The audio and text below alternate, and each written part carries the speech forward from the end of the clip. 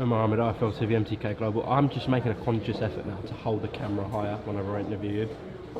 Because... Sorry, mate. No, you crack on. 1 sec.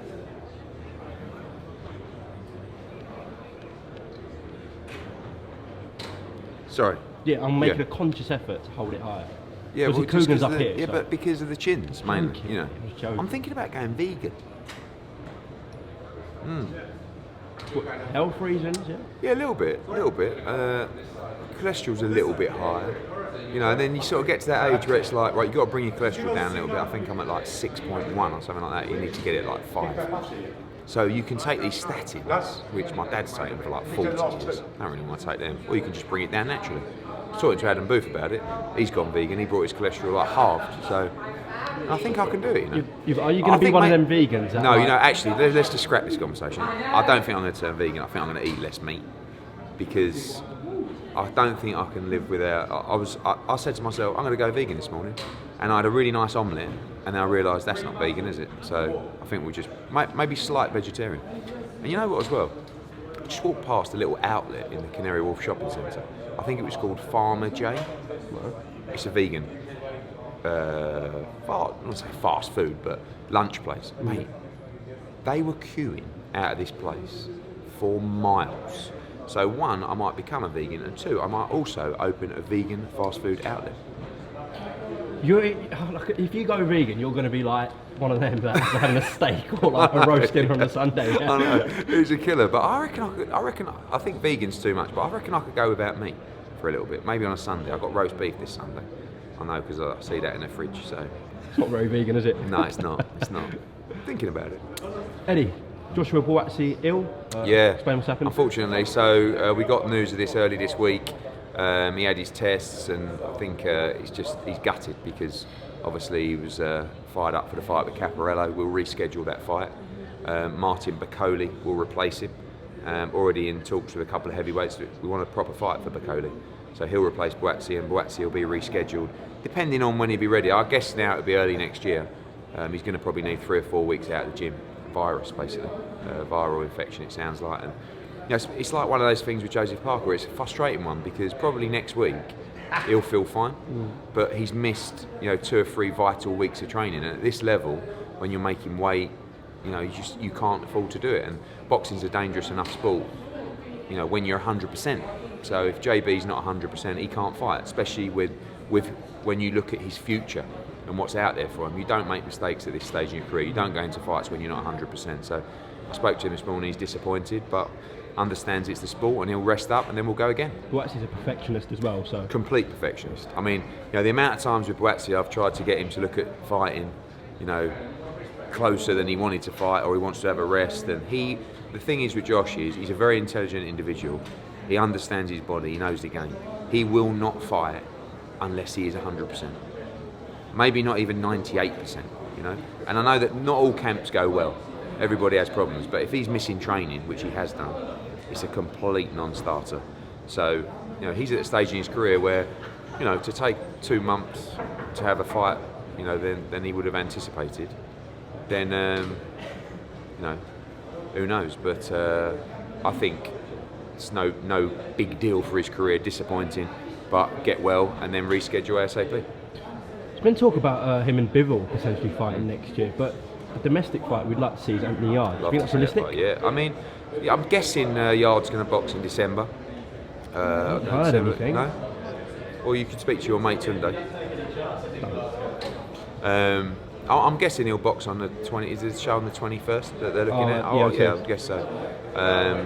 Straightforward fight. And I'd love to look at Boaksye against Yarde. I mean, even better with a world title, but I'd 100% be prepared to do that fight as a world title eliminator, whatever it needs to be, because that is a brilliant fight. 2 great domestic light heavyweights, and Boaksye would be bang up for that fight. The Bivol fight, he needs the Caparello fights, he needs the Sullivan Barrera fights, he needs the Anthony Yarde fights to get himself geared up for those. When you look at the division and the world champions, you've got Kovalev. I think that's a fight that he would, probably take now. It depends on next week, Kovalev. Yeah, but again, and then I'm talking about if he wasn't fighting Canelo. And then you got Beterbiev, who's a monster. Bivol is also a monster, but maybe not in a different kind of style to Beterbiev. Marcus Brown's looking for a fight. Yeah, he's coming off a loss. Is he not fighting To John Jean Pascal. Pascal though, isn't he? I think What, they're a rematch? rematching. Yeah, I believe so. Or Are no, they? they're fighting Badou Jack. I don't know. Yeah, Marcus Brown's a good fight. He's a good fighter, Marcus Brown. I mean, I didn't expect him to lose to Jean Pascal, nor did they. So, Josh has got time.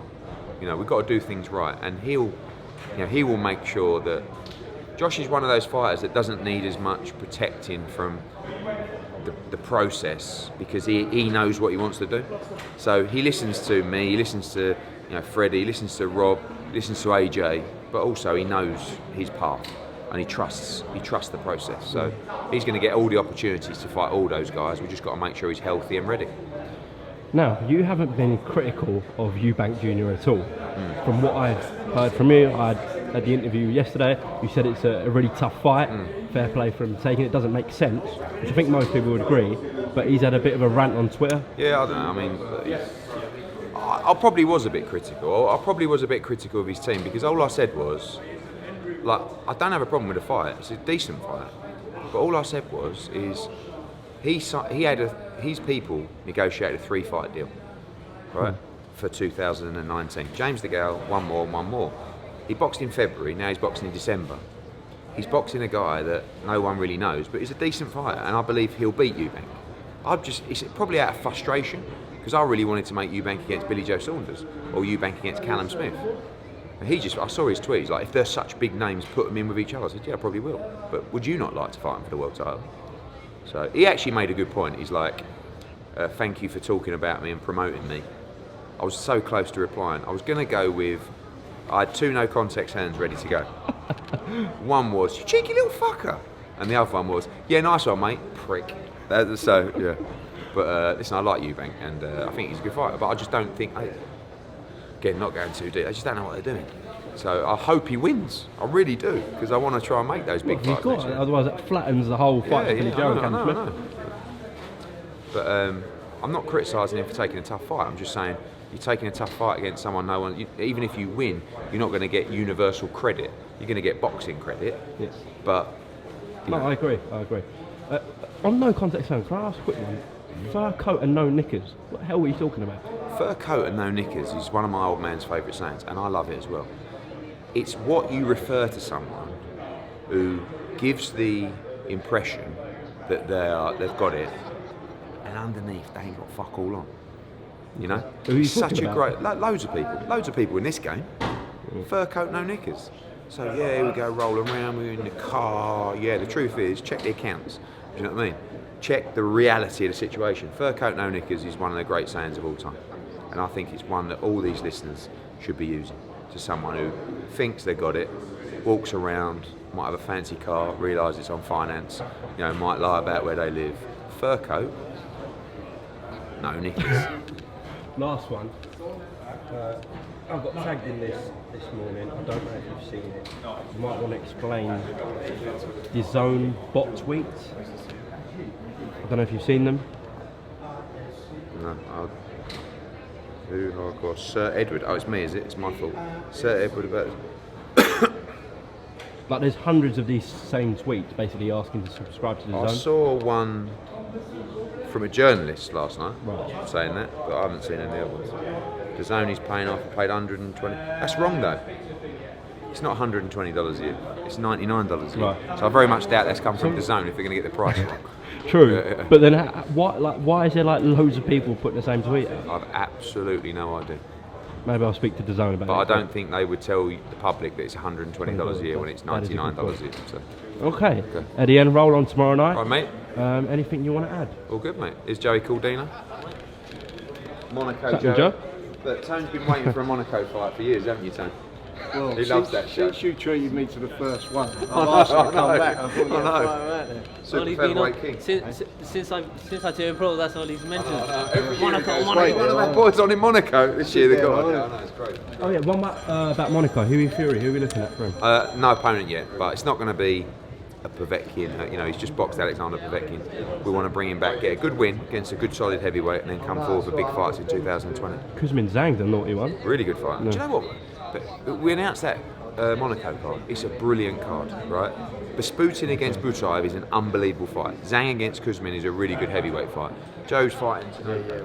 Really good fight for his first fight at super featherweight. Huey Fury, Cecilia Breakhouse fighting Bustos, undisputed.